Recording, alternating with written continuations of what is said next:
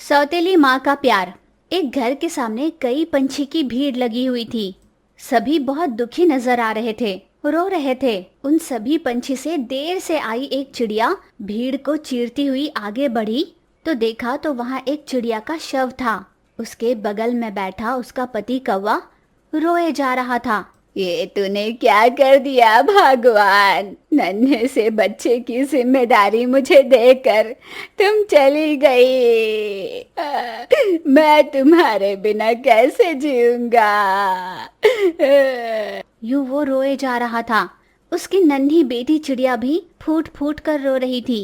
तभी उस भीड़ में से एक मोरनी सामने चलकर आई और बोली, सुन कौवा, तू चाहे जितना भी रो ले, अब तेरी पत्नी तो वापस नहीं आएगी। अंधेरा हो रहा है, अंतिम क्रिया की विधि पूरी करवा लो। यूं मोरनी ने सबसे कहा तो वहां पर आए सभी पंछी ने एक एक काम अपने हाथ लिया और कौवे की पत्नी चिड़िया का अंतिम संस्कार कर दिया। घर पर एक कोने में पिता कौवा और दूसरे कोने में नन्ही चिड़िया शोक मना रहे थे। तब पड़ोस में रहने वाली बूढ़ी चील उन दोनों के लिए भोजन लेकर आई।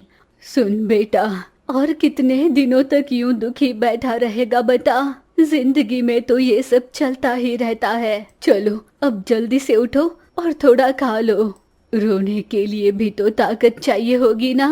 चलो उठो बेटा, तुम भी आ जाओ, मैं तुम्हें खिलाती हूँ। चील ने कहा तो पति कौवा बोला, कैसे खाऊं बुढ़िया, अपनी बेटी की एक नन्ही सी जान की जिम्मेदारी मुझ पर देकर वो चली गई है। अपनी बेटी के लिए माँ की ममता की कमी मैं कैसे पूरा करूं, बताओ।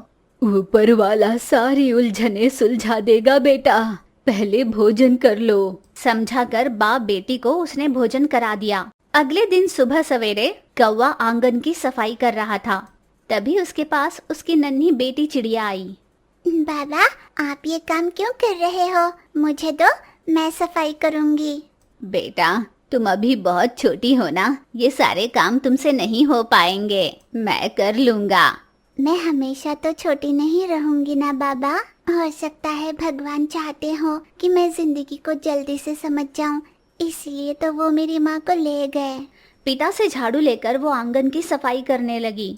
यूं कुछ दिनों तक बाप और बेटी मिलकर घर के सारे काम आपस में बांटकर कर लेने लगे। पिता कौवा सुबह के सारे काम निपटाकर काम पर चला जाता और नन्ही चिड़िया स्कूल चली जाती। ये सिलसिला चल रहा था। एक दिन मोरनी कौवे के पास आकर बोली, सुन कौवा, हमारे दूर के रिश्तेदार में एक कुंवारी चिड़िया है। कई बरसों से उसके लिए रिश्ता ढूंढ रहे हैं, पर क्या पता उसके नक्षत्रों का कोई झोल था या उसकी किस्मत में था ही नहीं, उसका कहीं रिश्ता नहीं बना।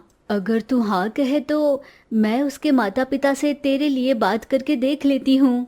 ये तुम कैसी बातें कर रही हो मोरनी, मैं भला दूसरी शादी क्यों करूँगा? तुम्हारा दिमाग ठिकाने पर तो है? तुमसे किसने कह दिया मेरे लिए रिश्ता ढूंढने? तभी वहाँ पर बूढ़ी चील आई और बोली, मैंने ही कहा था उससे, और भला कितने दिनों तक ऐसे अकेला रहेगा? तेरी इतनी भी आयु नहीं हुई है अभी, और नन्ही बेटी भी है घर पर। कल को तू बीमार ही पड़ जाए या किसी भी वजह से किसी की जरूरत पड़ जाए तो तू अकेला क्या करेगा? किसी के साथ की जरूरत होगी तुझे। कल को जब बेटी बड़ी हो जाएगी और उसकी अपनी ख्वाहिशों को पूरी करना हो तो तू क्या समझेगा? और कल को जब उसकी शादी होकर वो अपने ससुराल चली जाएगी तो जिंदगी भर तेरा साथ देने के लिए किसी को होना होगा ना। इसलिए मैंने ही रिश्ता ढूंढने कहा। ये सब सुनकर कौवे को बहुत गुस्सा आया और उसने बोला, सुन बुढ़िया, तुम्हारे बुढ़ापे का मान रख कर मैं तुम्हें कुछ नहीं कह रहा, और नहीं तो मैं भला दूसरी शादी कैसे करूँगा? अगर मेरी बेटी को माँ की जरूरत होगी तो मैं उसके लिए माँ भी बन जाऊंगा, उसे हर खुशी दूंगा, पर उसके लिए सौतेली माँ नहीं लाऊंगा। नहीं करनी मुझे दूसरी शादी।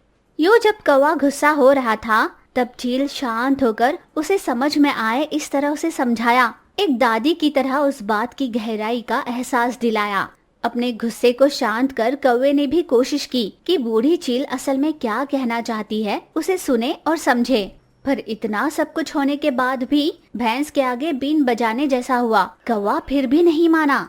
नहीं बुढ़िया, मुझे दूसरी शादी नहीं करनी है, और मेरी बेटी के लिए तो बिल्कुल भी नहीं। यूं अपनी बात कहकर वो वहाँ से चला गया। तब चील बोली, इतना समझाने के बाद भी ये मूर्ख समझा ही नहीं। अब ये बात मैं इसे कैसे समझाऊं? चील और पिता कौवे के बीच में जितनी भी बातचीत हुई वो सब कुछ घर के अंदर कमरे में बैठी नन्ही चिड़िया ने सुन लिया, पर बाहर खड़े दोनों इस बात से अनजान थे। उनकी बात सुनकर नन्ही चिड़िया मन ही मन यूँ सोचने लगी, दादी माँ ने बाबा से जो कुछ भी कहा वो सच ही तो है। कल के दिन जब मेरी शादी हो जाएगी और मैं ससुराल जाऊंगी तो बाबा घर पर अकेले रहेंगे ना। अब मुझे ही कुछ ऐसा करना होगा जिससे बाबा दूसरी शादी कर ले। ऐसा उसने सोच लिया। उस रात सोए बिना वो घर के आंगन में इधर उधर टहलती हुई इसी विषय में सोच रही थी। पड़ोस में रहने वाली चील ने उसे देखा और उसके पास आई। अरे ओ छुटकी बिटिया, क्या बात है, इतनी देर हो गई, तू अब तक सोई नहीं? वो दादी माँ, आपने बाबा से दूसरी शादी करने के लिए कहा था ना, तो मैं बस यही सोच रही थी कि मैं बाबा को कैसे मनवाऊं। ये तो होने से रहा बेटा, तेरा बाबा बड़ा जिद्दी है। कितना कहा मैंने उससे, पर उसने मेरी नहीं सुनी। ये नहीं होगा बेटा, छोड़ दे सोचना। होगा दादी माँ, मेरे पास एक आइडिया है। छुटकी चिड़िया ने चील दादी के कान में कुछ बताया। उसकी बात सुन चील बोली, बढ़िया आइडिया है बेटा, कल देखना मैं तेरे पिता को कैसे सताती हूँ। फिर अगली सुबह नन्ही चिड़िया अपने पिता के पास गई। बाबा चलो ना, मुझे नहला दो। यूं बेटी चिड़िया ने जब पिता से पूछा तो वो सोच में पड़ गया। मेरी बढ़ती बेटी को भला मैं उसका पिता कैसे नहला सकता हूँ? अगर उसकी माँ होती तो वो कर देती। मैं एक काम करता हूँ, चील दादी को बुला लाता हूँ। ऐसे मन ही मन सोचकर वो अपनी बेटी से बोला, अच्छा बेटा, तुम्हें नहाना है ना, तो मैं अभी चील दादी को बुला लाता हूँ। वो तुरंत पड़ोस में उस चील के पास गया और उसे सारी बात बताई। उसकी बात सुनकर चील बोली, अब क्यों आया है तू मेरे पास? कल तो बड़ा कह रहा था कि बेटी के लिए माँ भी मैं ही बनूंगा। अब क्या हुआ? जा ना, जाकर अपनी बेटी को नहला दे खुद ही। मेरे पास क्यों आया है? जा, अब तो समझ में आ गया ना, बढ़ती बेटी के लिए माँ का होना कितना जरूरी होता है। वैसे भी मुझे क्या लेना देना, तेरी तू जाने। अरे अरे माई, ऐसा मत करो, मैं तुम्हारी बात पर फिर से सोचूंगा। अभी मेरी बेटी को नहला दो। हाँ हाँ सोचेगा, क्यों नहीं सोचेगा, बहुत सोचेगा। चील ने नन्ही चिड़िया को स्नान कराया, पर अब तक जो कौवा ये सोच रहा था कि बेटी को बड़ा करने में वो समर्थवान है, इस विषय पर फैसला लेने के लिए उसे पूरा हफ्ता लग गया। एक दिन बाहर से अपनी घर के ओर आ रहे कौवे की मुलाकात एक तोती से हुई। कौवा जी जरा रुकिए, पिछले कई दिनों से मैं आपसे कुछ कहना चाहती थी। आप मुझसे कुछ कहना चाहती है, पर आप है कौन? आप मुझे नहीं जानते, पर मैं आपको बहुत अच्छे से जानती हूँ। मैं आपकी स्वर्गवासी पत्नी की बहुत अच्छी सहेली हूँ। ओह अच्छा, आप कुछ कहना चाहती थी, कहिए। दरअसल मैं आपको चाहने लगी हूँ कौवा जी। अगर आपको कोई ऐतराज ना हो तो मैं आपसे शादी करना चाहती हूँ। हाँ, पर आप अच्छे से जानती हैं कि मैं एक विधुर हूँ और मेरी एक बेटी भी है। आप मुझसे क्यों शादी करना चाहती हैं? हाँ, मैंने कहा तो सही कि मैं सब जानती हूँ, फिर भी मैं शादी कर आपकी बेटी को माँ का प्यार देना चाहती हूँ। मुझसे शादी कर लीजिए। तोते की बात सुन कौवा सोच में पड़ गया। मैंने ठान लिया था कि मैं दूसरी शादी नहीं करूँगा, पर उसके जाने के बाद जैसी परिस्थितियों का सामना मुझे करना पड़ रहा है, शायद मैं इस विषय में फिर से सोच रहा हूँ। हालात बार बार मेरे फैसले पर मुझे सवाल कर रही है। मान लो कि मैंने आपसे शादी कर ली, पर आप इस बात का भरोसा कैसे दिलाएंगी कि आप मेरी बेटी को अपनाएंगी? शादी के बाद अगर आपने उससे सौतेला बर्ताव किया तो मैं क्या करूँगा? उसके मन में चल रहे असमंजस के बारे में कौवे ने स्पष्ट पूछा। तब उस तोती ने जवाब देते हुए कहा, ठीक है कौवा जी, आप शादी के लिए हाँ कर दो, इतना ही काफी है। शादी के पहले ही मैं आपका भरोसा जीत लूंगी कि मैं आपकी बेटी को अपना लूंगी। जैसे ही चील को इस बात का अंदाजा लग गया कि दूसरी शादी को लेकर कौवा थोड़ा नरम पड़ गया है, उसने तुरंत शादी की तैयारियां शुरू कर दी। शादी के बाद अपनी नई नवेली दुल्हन तोती से कौवे ने कहा, आपने कहा था कि शादी के पहले ही मेरी बेटी को अपनाने का भरोसा दिलाओगी। पर ऐसा तो कुछ नहीं हुआ। हमारी बूढ़ी चील की जल्दबाजी की वजह से शादी जल्दी निपट गई। अब मैं कैसे विश्वास करूं कि तुम अपनी बात से मुकर नहीं जाओगी। आपको घबराने की कोई जरूरत नहीं। भले ही मैंने आपका विश्वास ना जीता हो, पर मैंने ये कर दिया है। मुझे बच्चे ना हो, इसके लिए मैंने गर्भाशय निकाल दिया है। तोते की बात सुनकर कौवा अचंभित रह गया। क्या क्या तुम सच कह रही हो? हाँ, मुझे आपका विश्वास जीतने के लिए इससे बेहतर कोई रास्ता नहीं मिला। अब मेरे बच्चे तो होने से रहें, इसलिए मैं आपकी बेटी को ही अपनाऊंगी, उसे खूब प्यार दूंगी। जो तोती ने किया था, कौवे को इस बात का बहुत दिनों तक दुख रहा, पर वो ये सोचकर खुश था कि उसे अपनी बेटी के लिए वैसी ही माँ मिली जैसी वो चाहता था, जो उसकी बेटी को अपनाए, अपना मान कर ही उसे माँ की ममता दे। भगवान जी, तो आपने मेरी समस्या को इस तरह दूर किया। मेरी बेटी के लिए ऐसी माँ भेजी जो सच में उसे माँ का प्यार दे। यूं वो भगवान का आभार मानने लगा। बहुत कम समय में ही तोती ने नन्ही चिड़िया को इतना प्यार दिया था कि वे दोनों एक दूसरे के बिना रह नहीं पा रहे थे। पर भगवान की मर्जी कुछ और ही थी।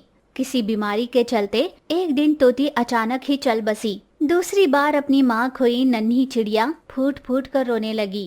बाबा, भगवान मुझसे इतनी नफरत क्यों करते हैं?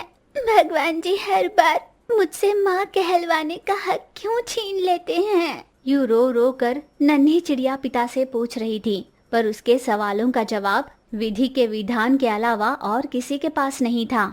पिता कुछ कह नहीं पाया, वो चुपचाप खड़ा था। इस तरह सौतेली माँ से एक सगी माँ जैसा प्यार पा रही नन्ही चिड़िया से फिर से माँ छिन गई और वो फिर से बिना माँ की रह गई। बहुत समय पहले अशोक वन नाम के एक जंगल में मल्ली नाम की एक कौवी रहती थी। वो बड़ी ही स्वार्थी कौवी थी। उसे जंगल में कहीं भी कोई भी आहार दिखता तो बिना सोचे समझे वो उसे खा लेती थी। उसी जंगल में एक सुंदर सा लाल रंग का घर था जिसमें एक मोरनी रहती थी। उसके साथ साथ उस घर में उसकी दादी मोरनी भी रहती थी। चूंकि बूढ़ी दादी अपने जिंदगी के आखिरी पड़ाव पर थी, वो जाने से पहले अपना मनपसंद एप्पल जाम खाना चाहती थी। एक दिन उसने अपनी पोती को बुलाकर कहा, बेटा, मैं आखिरी बार मेरा मनपसंद एप्पल जाम खाना चाहती हूँ। क्या तुम मेरी आखिरी इच्छा पूरी करोगी? बूढ़ी दादी ने बड़े आस से पूछा। कुछ सोचकर मोरनी बोली, ठीक है दादी माँ, वैसे तो अपने जंगल में एप्पल का मिलना बहुत मुश्किल है। पड़ोस जंगल से ही मुझे एप्पल लाने होंगे, पर मेरे पंख बहुत बड़े हैं, इसलिए मैं बहुत दूर तक उड़ भी नहीं पाऊंगी। चल कर ही रास्ता तय करना होगा। मैं आपकी इच्छा जरूर पूरी करूंगी। अपनी दादी को वचन देकर मोरनी वहाँ से निकल पड़ी। बहुत लंबा रास्ता तय करने के बाद आखिरकार मोरनी को एप्पल का पेड़ दिखाई दिया। बड़ी मुश्किल से उसने एप्पल तोड़कर घर लाए और खुशी खुशी अपनी दादी को बताते हुए कहा, दादी माँ, ये देखो कितने सुंदर एप्पल लेकर आई हूँ। बस घंटे भर में जाम बनकर तैयार हो जाएगा। फिर मोरनी ने एप्पल का जाम बनाना शुरू किया। घंटे भर में उसने बढ़िया सा जाम बनाकर तैयार कर लिया। गर्मा गर्म जाम को ठंडा करने के लिए उसने घर के बाहर रखा और दादी से बात करने लगी। इतने में वहीं से गुजर रही मल्ली कौवी की नजर उस जाम पर पड़ी।